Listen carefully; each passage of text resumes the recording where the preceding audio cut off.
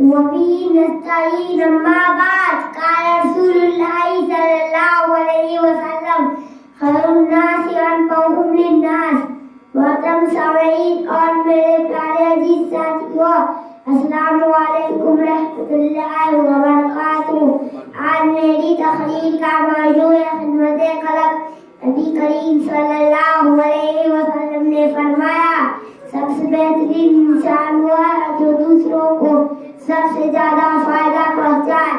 آپ صلی اللہ علیہ وسلم کی پوری زندگی خدمت خلق میں گزری۔ یتیموں کی کفالت، بیواؤں کی مدد، مسافروں کی خواندگی، بیماروں کی تیمارداری اور دشمنوں کے ساتھ نرمی کا مظاہرہ، یہ سب آپ کے عظیم اخلاق کا حصہ ہے۔ سامعین اکرام، ہمیں بھی اپنے آس پاس کے لوگوں کی مدد کرنی چاہیے، چاہے وہ مسلمان ہو یا غیر مسلم۔ اسلام انسانیت کی خدمت کا دین ہے اور اسی میں ہماری کامیابی پوشیدہ ہے۔ وما علینا الا البلاغ۔